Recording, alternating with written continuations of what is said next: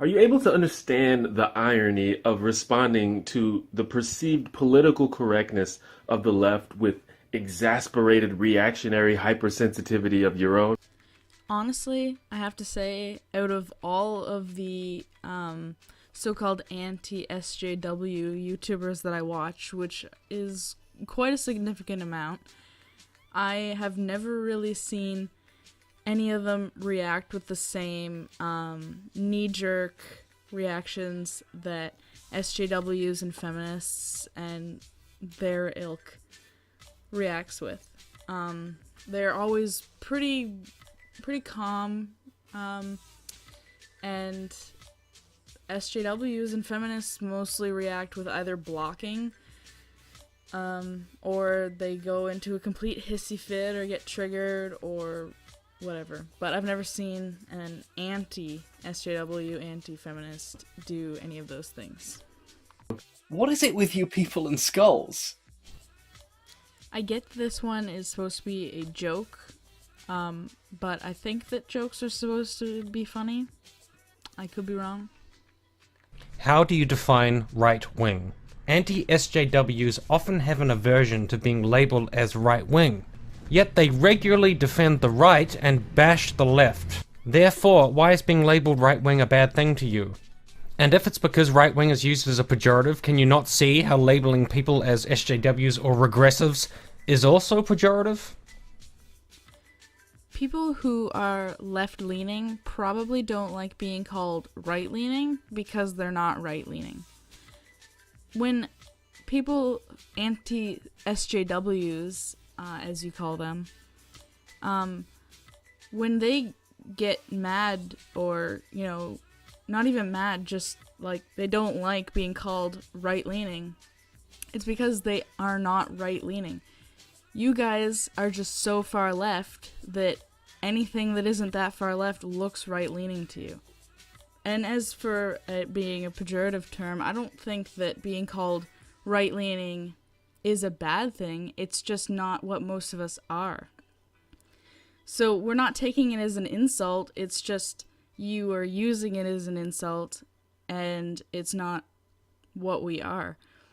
SJW is an insult because it's honestly become a pretty bad thing to be an SJW, and I think it originated as an insult, and then the SJWs decided that they wanted to use it, and I don't know why, but yeah, it's SJW, pretty sure it originated as an insult. Right-leaning is not an insult, it's just not what most anti-SJWs are. Rather than telling people you disagree with to drink bleach, wouldn't it be more productive for you to have an actual conversation about the issues you feel matter? Or is it just easier to do the bleach thing? I know you're trying to pull off the lol, I'm so awkward humor, but it's really not working for you. In response to your actual question, yes, it would be easier to discuss things, and I don't know of any popular YouTuber that tells people they don't agree with to go drink bleach. I mean, except maybe PewDiePie as a joke, but he's got that kind of, humor, and you have to realize that he is joking if he says that stuff, but other than that, I don't know of anyone who makes those jokes. And a lot of us would be willing to talk to SJWs and feminists, etc. But most of you don't want to have a discussion. You want to spew your own beliefs and silence anyone else. And we just kind of have to deal with that. You claim to be proponents of rational, logical, evidence-based argumentation. That's great. That's entirely laudable. But when I look at your online activity, when I look at, for example, your Twitter feed, that's often not what I see. How do you reconcile this claim to be evidence-based and rational and logical against stuff like, oh, I was just trolling you, oh, I was just shitposting, or TLDR? Honestly, the only one of popular YouTubers that actually gives evidence, fact-based, article-based info is teal deer. He has very thorough videos. Sometimes I don't even know what he was talking about during the videos, but he is very thorough, and I've learned a lot of things from him that I never even knew about, that, you know, I was totally in the dark about. But other than that, I don't really see any of the popular YouTubers really claiming that they are really evidence-based, really fact-based. They always, you know, read up on the articles and whatever. From what I see, it's mostly just their opinion and how they feel about it. And I don't really see them claiming that they know everything about feminism and social justice warriors and all that stuff. I honestly haven't seen them claim that they know so much about it or that they are evidence and fact-based.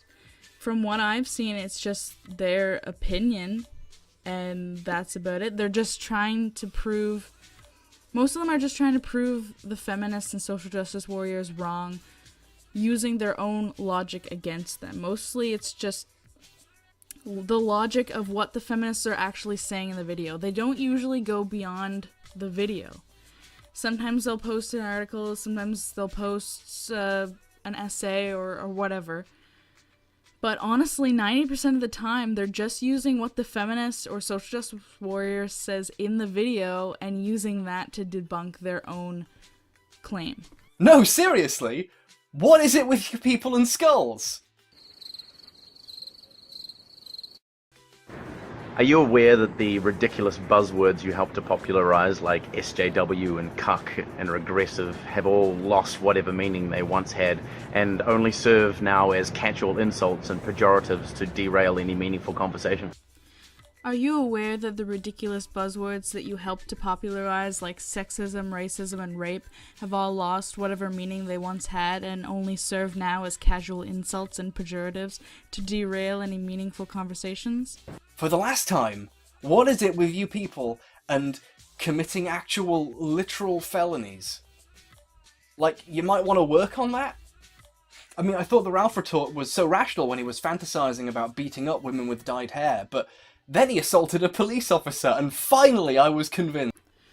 Okay, I don't know where you come from, but where I come from, it doesn't matter what ideology you subscribe to, what beliefs you have, you can be an awful person. So it doesn't matter that you're an anti-SJW or you're an SJW or you're a feminist or you're a Christian, doesn't matter. You can still commit crimes. And that's what that guy did. He just happened to believe the same things, well, a lot of the same things. I don't know if he believed the exact same things, but he just happened to believe a lot of the same things as we do. That doesn't mean that we're all murderers or criminals or anything like that. We could say the same thing about feminists. Do all feminists look like Trigglypuff? No. Are they all the same? No. Not all anti-SJWs and not all anti-feminists, not all atheists, not all anything. They're not all the same. They just have some of the same beliefs. In videos and in the comment sections, anti-feminists often take up the most extreme or the weakest feminist position they can find, or they just straight up misrepresent what the feminist position is. Instead, why not take up the strongest, most robust feminist argument you can find and really challenge yourself? Okay, I don't really know what you mean exactly by robust feminist arguments. If you're talking about equality of the sexes, equality of race, that kind of thing, we don't dispute that kind of thing because we agree with it. It's just that we agree that it's mostly been rectified at this point in time. We don't believe that there's still all this sexism and racism and all that. Like, we aren't denying that there still is some, but we're definitely denying that there's as much as you guys like to think. As for other arguments, the wage gap has been debunked. most of the arguments have been debunked. The ones that aren't like actual real arguments, like sexism, racism, and all that. So I don't really know what your point here is. The robust ones, most of them we agree with, and anything we don't agree with, we dispute. We aren't looking for the big boss battle here. We're just trying to point out where we think you're wrong, and it should just be a discussion, but it's not. I am deeply concerned with male addiction rates, suicide rates, and abuse rates, because I have worked with these issues in the quote-unquote real world. Would you be willing as anti-feminists to put aside your differences with feminists for the greater good of addressing these issues, especially as the kind of solutions needed are not necessarily gendered? And if so, I would actually like you to let me know, because I'm not fucking around or presenting any gotchas here. I actually really think that we could get something done if we work together. So, yeah. Honestly, and I am being perfectly 100% honest right now, I would be a-okay with working with feminists if we had common goals in mind. I am a human first and foremost before any ideologies, any beliefs, anything like that. I believe we are all human beings first and foremost, and that's kind of my philosophy. That it doesn't matter your race, religion, ideology, anything like that. It doesn't matter in the context of if I like you or not, or if I would want to work with you, etc., etc. I'm more interested in the actual applications of those beliefs. So if you use those things to hurt other people or make other people feel like what they're saying doesn't mean anything, then I'm not really gonna like you as a person. But if you identify with that ideology because it just speaks to you and you actually believe the same things as I do, then I don't see why we couldn't be allies or even friends. So yeah, I don't exclude anyone out of my circle of people that I like just because of, what they think, what their views are. It's honestly just if you're a good person and if you, want to fight for the same things that I want to fight for. What is third wave feminism? Because I've often heard you folks insist that you have no objection to feminism in general. It's specifically third wave feminism that you have a quarrel with. So what is third wave feminism specifically? And what specifically about third wave feminism do you have such a problem with? I don't understand what's so hard for you guys to wrap your minds around, that we don't like third wave feminism because it's literally cancer. And I know, everyone says that, it's become like a big meme, but it's true. It's poison. It makes men feel like they're to blame for all of women's problems. First and second wave feminism was fighting for the legal and social rights of women. Women couldn't vote. It was hard for women to get pregnant out of wedlock without facing a lot of hate and stuff. And that's good to fight for. Like, we want women to be equal to men. But first and second wave feminism took care of all that. It's done. It's now time to hang up feminism and leave it alone. Because it's done. Women have their rights. We have all of our rights. We don't need any more rights. If we get any more rights, we'll have more rights than men. And how is that equality? If feminism is really fighting for equality of the sexes, then they should be able to look at themselves and say, wow, we did our part, we're done now. But feminism can't do that. Feminists can't do that because they think that there's more and more and more to fight for when there is not. There's no wage gap, there's no pink tax, it's all been disproved. Feminists have nothing more to fight for. It's like a tired old soldier whipping his sword around at the air. That's literally what feminism is now. Why is it that this feminist represents all feminists, but this men's rights activist doesn't represent all men's rights activists?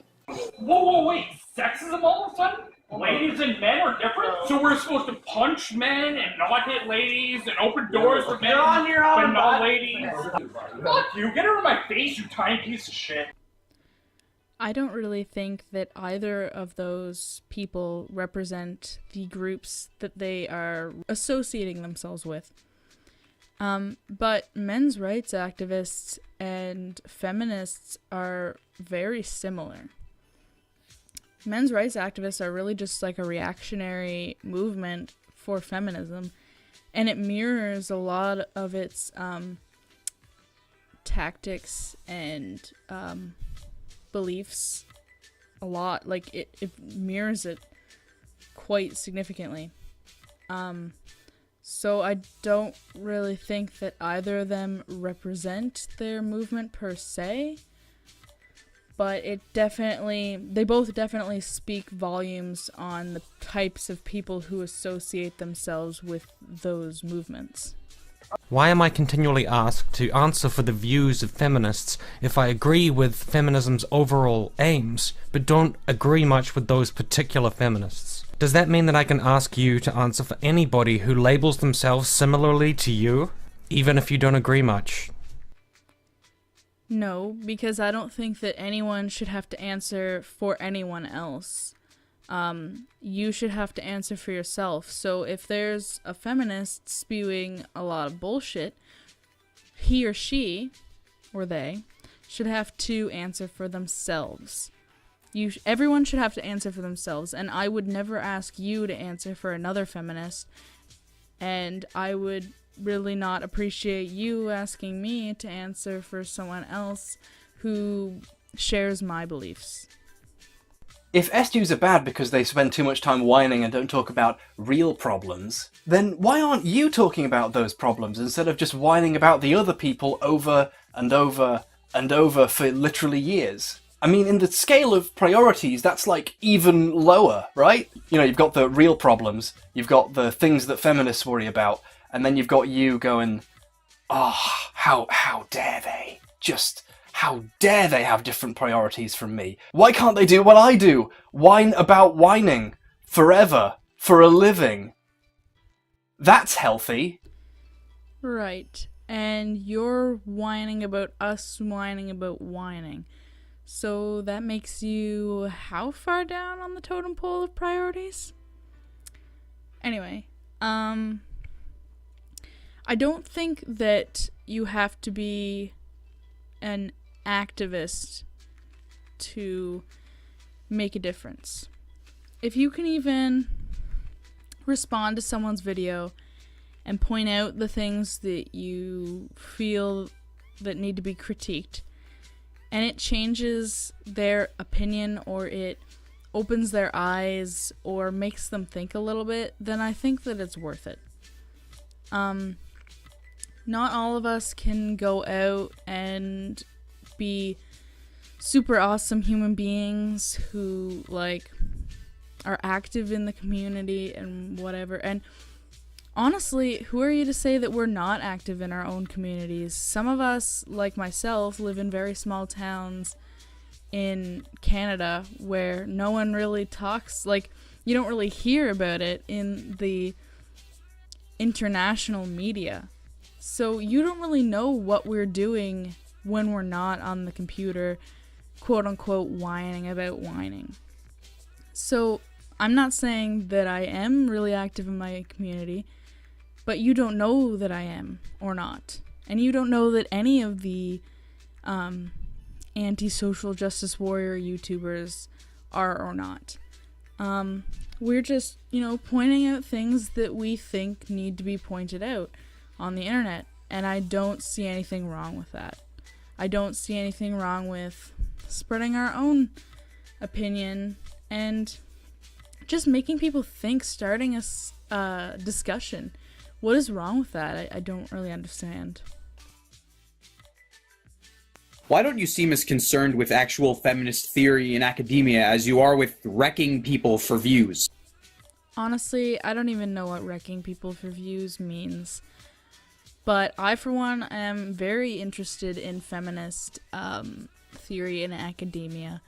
I would like to have real debates with people, feminists, and social justice warriors, and anyone that has a ideology that I don't believe in or agree with.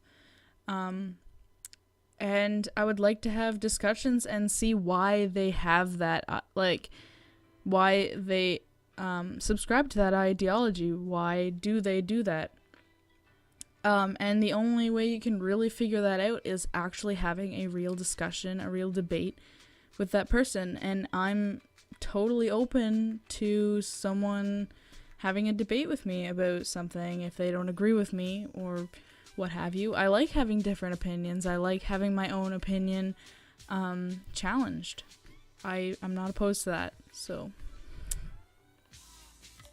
Since so many of you profess to be admirers of second-wave feminism as opposed to third-wave feminism, I thought it would be interesting to ask which second-wave feminists in particular do you appreciate? Which books written by second-wave feminists have you read and found interesting? Which second-wave feminist activists have you specifically admired as you formed the opinion that you like second-wave feminism but you have no use for third-wave feminism? I'm just curious.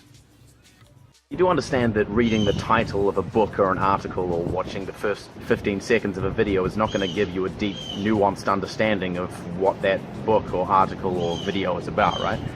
That being said, how can you expect to understand or critique feminist sources if you don't even attempt to understand what they're trying to say?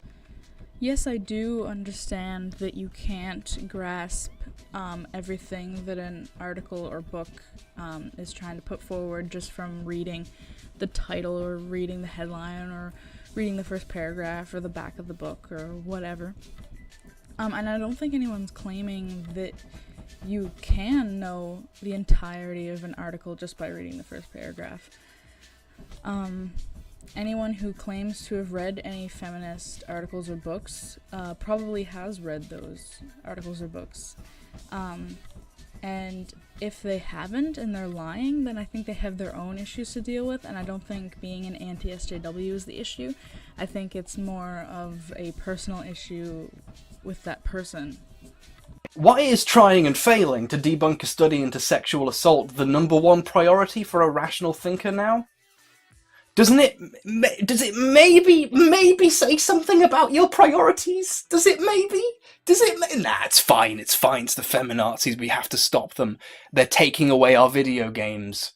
Look, Anita, I'm sorry, but we can't actually destroy video games. That doesn't make any sense. Okay, so first of all, I think you meant trying and succeeding, because that study has been debunked many, many times. And about the video games thing, it doesn't even correlate with the beginning of your question. Like, it's like you just didn't know where you were going with that question, and it just ended up with video games. So, not really sure what your point was. One of the major arguments that I see in many of your videos is that it is possible to separate criticism of the religion of Islam from the actual Muslim people. And yet, this line seems to be crossed very often. I see things like raghead or camel fucker or other things like that in your comment sections. I see people taking very serious shots at Muslims in videos and hangouts, and they don't get called out. At least not that I can see. So my question is this: why should a person of conscience who is concerned about the Muslim people in their community not being harmed or mistreated, why should they believe that you're actually only attempting to look at the ideas and talk about the ideas if you ignore bigotry that's occurring right in front of you? And in that light, would you be willing to break bread and salt with moderate Muslim people on your videos, have hangouts, invite them to your channels, just in order to build some bridges there and to learn more about what they think and how they feel and what their experience has been, so that information and knowledge can be furthered? Okay, so first of all, I don't believe that someone's comment section is really how you would rate them as a person. People don't control who comments on their videos, they don't control who their audience is, etc., etc. So, saying that someone is pro-Muslim people and maybe just anti the Muslim religion, and then you see people like making fun of Muslims in their comment section, I don't think that makes that person's claims untrue. I think it just means that some people in the comment section are like that, like they like making fun of people, and that doesn't mean that the person who made the video likes making fun of people. That doesn't mean the person in the video is racist, sexist, any of that stuff. It just means that some of the people who watch them is. So that's my first thing. I don't think that someone's audience should dictate who they are. It's their audience, it's not them. Second of all, I think pretty much any of the rational, like really rational anti-SJWs, anti-feminists, etc. would be more than okay with talking with a Muslim person. I don't, as I said before, I think that people are human first and foremost. And if I see a Muslim person and I like what they are doing, I like them as a person, I think they're funny, I think they're whatever, I'm gonna like them. And if I don't, then I'm not gonna like them. It doesn't really matter their religion, it doesn't matter their race. I would talk to anyone as long as, you know, their morals are in the right place. Do you deny that systemic racism against black people is like a thing in general? If so, what? Okay, just step up, just cover your ears for a second and let the smart people talk. If not, why is it so much more important to you to demonize groups like Black Lives Matter than to actually use your platforms to discuss actual solutions to issues surrounding race and racism? Shut the fuck up. You're a fucking cunt. Shut the fuck up. You're a stupid cunt. Suck my dick. If you've ever discussed or done a video about black on black crime, when are you going to do a video about white on white crime and what we as white people can do to solve the problems in our community? Okay, so the problem that I have with this question is that you're ignoring the fact that there is a movement, Black Lives Matter to be specific, that is pretty much claiming that black on black crime just like isn't a thing, like it just doesn't exist. There's no movement called White Lives Matter that is claiming that white on white crime doesn't exist. Black Lives Matter is a movement that's basically saying that police brutality, the murder of black people by police is like the only way that black people can die. Like that's kind of what their movement is saying. If a black person kills another black person, it isn't even really covered. But as soon as like something happens with a police officer and a black person, like even if the black person was in the wrong,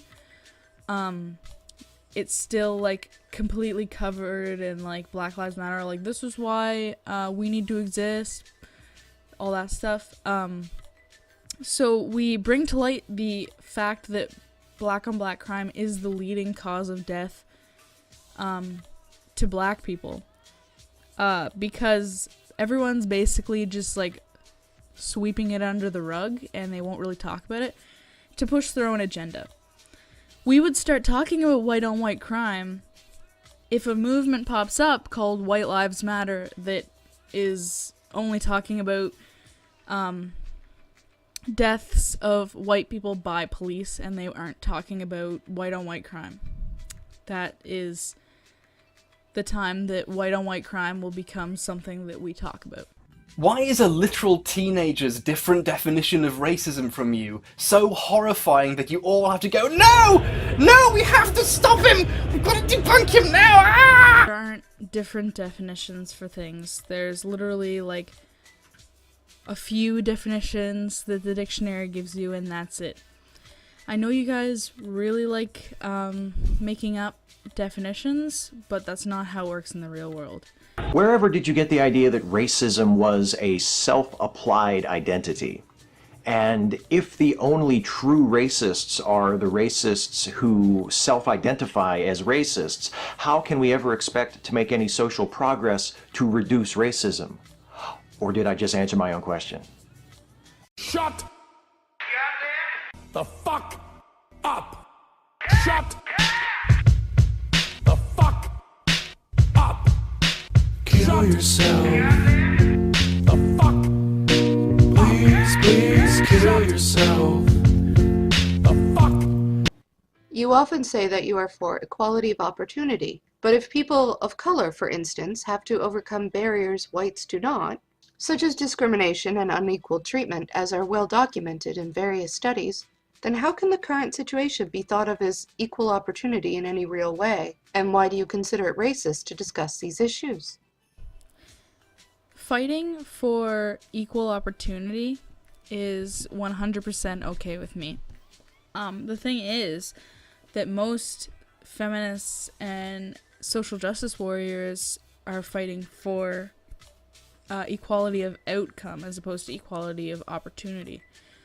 And that makes it not really equal at all, because people are getting varying levels of assistance and all that kind of stuff, just so that they can be equal with people who, you know, didn't have to work as hard or whatever. It's just a fact of life that some people will have things easier than other people. And I don't necessarily think that that's bad per se, because usually people have things easier in one way and harder in another way. Like, if you're really book smart, you're going to be able to get through college really easily. And I don't think that that is privilege. I just think that that person happened to be born smarter than the average person. Same as being born rich, and all that kind of stuff. Everyone is going to have an advantage and a disadvantage in some way. And I don't really think that's bad. I think that people should have challenges to have to overcome. Like if you're going to school to be a doctor, then I would want to know that you've had to go through some sort of trials, some sort of hardships, and that kind of crafts you as a person. Like, I wouldn't want some like green vanilla person to be saving my life. You know, you're gonna want people who've worked for it, who've had experiences, etc. So I don't think it's inherently racist to talk about the fact that yes, some people do get discriminated against. No one's denying that. The thing is, we want equal opportunity, not equality of outcome. Do you understand basic English syntax? Like, you know, if I say this cat is pretty, I don't mean that all other cats aren't pretty. Like, do you really not get why saying all lives matter in response to Black Lives Matter is not only racially insensitive, but just patently ridiculous?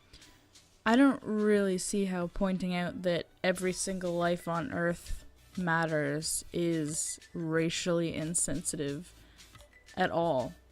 All lives do matter. I've never said, like, hashtag all lives matter. I've never joined that group, but I don't see how it would be racist. Saying all lives matter means all lives matter, so that means black lives matter too. So it kind of just covers all the bases. Isn't it offensive to men to assume that a man could only ever want equality for women and therefore be comfortable with feminism as a whole in order to get laid, and that reduces us to beasts? If that was the case, wouldn't I attempt to get laid from my views instead of not ever trying that? I just have to kind of laugh at how this question has been laid out. But to answer the question, I've noticed in my years on this earth that men will try an awful lot to get in bed with women. Now, I'm not saying all men do this. I mean, like, the horn dog men who only really want to, get laid and have sex with lots of different women. They'll do a lot of stuff to get laid. If that's all they want and, like, that's what they're aiming for, they will do almost anything, like anything within reason to get laid. So honestly, I can see men just saying that they're feminists to get laid. Like, it's not like it's out of the realm of possibility. Just because you don't do it doesn't mean that no men are doing it. I'm sure there's lots of men who are doing it just to get laid. So if you say you're an egalitarian, will you call out the man-hating slurs that you see coming from people within your community? People who use terms like cuck, beta male, faggot, or mangina? All of these things basically distill men down into thinking that the most important thing about them is to be having sex with a woman. That's rather offensive. So what are you doing to stop this kind of behavior in your community? I'm doing nothing because it's not my responsibility to police everyone else's speech. If someone is in my community or they subscribe to the same ideologies that I do, etc., it's not my job to dictate what they can and can't say. People are allowed to make fun of other people or insult them, and there's not really much you can do about it because it does fall under free speech as long as they aren't actually harassing that person. So I don't really understand what you're expecting us to do. Like, I don't know if you're expecting us to, like, contact the authorities, or, I mean, if we say anything to that person, they're not gonna change. Like, they're not gonna do anything. They're just gonna continue doing what they're doing. So I really don't understand what you expect us to do about it. What is the number of followers, the number of likes, the number of dislikes, the number of retweets, the number of subscribers, any of those numbers, any of those metrics, what have they got to do with the argument? Deepak Chopra, for example, a man who trots out an endless stream of pseudoscientific quantum woo bollocks, has nearly 3 million followers. So what? Those people follow him because he tells them what they want to hear. Why even mention the number of followers you have? What difference does it make? It doesn't matter. I don't care if you have 2 followers or 3 million followers. If your argument is stupid, then it's stupid. Why is it that you go on and fucking on about safe spaces and trigger warnings and delicate little flowers, but continue to hide behind your cartoon avatars and your childish pseudonyms, and whenever anyone calls you out on your sexist, racist, homophobic, bigoted rhetoric, you become the argument of your own scorn and are hashtag triggered, as they say. Shut the fuck up. Stop being a fucking cunt. Shut the fuck up. Nobody even wants you here. Are you willing to publicly acknowledge and admonish the massive amount of hatred, bullying, harassment, and intimidation that a lot of your fans infringe upon people. And I don't mean these tiny disclaimers that you put under the description fold or flash for 2 seconds at the beginning of the video that you know nobody reads. I mean a public and ongoing anti-bullying stance. Or do you kind of like watching your fans go around harassing people and calling them slurs and telling them to kill themselves? You kind of like it, don't you? I mean, if that's your thing, and I guess that's just what you're into, just makes you a dick. For hopefully the last time, people aren't in control of their audience. They do what they want. They have minds of their own. Why do you find it so hard to believe that feminists are being harassed online? I don't find it hard to believe. Everyone gets harassed online. Do you understand the key importance of reproducibility and repeatability in scientific research? That's simply going to Google Scholar, doing a 30-second search for keywords and pulling out the first paper you find that backs up your stance is not a particularly credible way to do research. That you have to have a much broader overview, to read the material, to follow the citations through, to look at the broad brush approach to a particular problem. You do realise that you're as much of a social justice warrior as those you critique. It's just that you espouse a different form of social justice, a rather less considerate, rather less forgiving, rather less kind form of social justice. Reading up on lots of papers and following citations and all that stuff, it's not really for everybody. Some people just do this for entertainment. They just pick apart a video and take the video at face value. They'll do a couple of, like, some research, but like maybe some studies that a lot of feminists like to spew, like the 1 in 4 rape statistic. But generally most of us just are doing it for fun, for entertainment. If you want some hard, like, evidence and research and all that, you should watch a Teal Deer video, because that's kind of what he's known for. If you really want a lot of fact-based claims and articles and, you know, all that stuff, like, his videos require a lot of research, a lot more than most of us would ever really want to do. That's his thing. He likes doing that, clearly, so he can do that. And then I can do what I want to do. We can all, you know, just do what we want to do with our own videos. Some of us want to do it for entertainment. Some of us want to get our point across. Some of us just love the research that goes into it.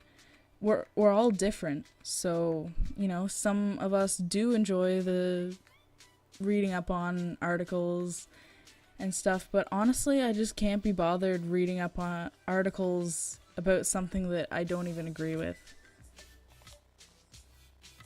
If you identify as an egalitarian, then I'm interested in your take on the usefulness of the concept of the original position as laid out by John Rawls in his theory of justice. Ugh, that smug look on your face. I'm gonna need the song again. Shut the fuck up. Stop being a fucking cunt. Shut the fuck up. Nobody even wants you here. As a supporter, as a proponent of freedom of speech, why do you want to quash academic freedom? If you're not familiar with the concept of academic freedom, it's worth, in the UK at least, looking up the 1988 Education Reform Act and seeing what that says about the rights of academics to put across unpopular opinions. Pretty sure it's only the feminists who are trying to squash academic freedom. Take the people who are trying to take out Shakespeare and stuff out of the curriculum. And I'm pretty sure, I think it's To Kill a Mockingbird has been taken out of the curriculum because it has the N-word in it.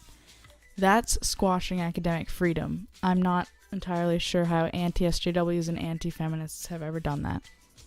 Why are you so obsessed with Anita Sarkeesian?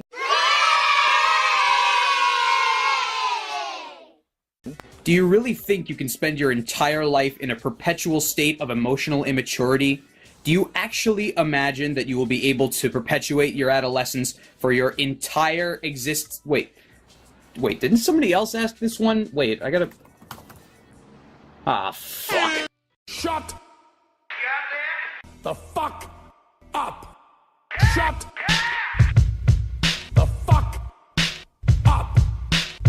Look, I'm sorry, I thought I could debunk these incredibly well-reasoned arguments. But it turns out that when there isn't any reasoning because they only read the first paragraph of the system, there isn't anything to debunk. Yeah, I know it's a huge shame, but I guess I've technically failed. I know, but you don't have to cut these bits out of the video. Yeah, oh well. Good luck with it anyway. I love you too.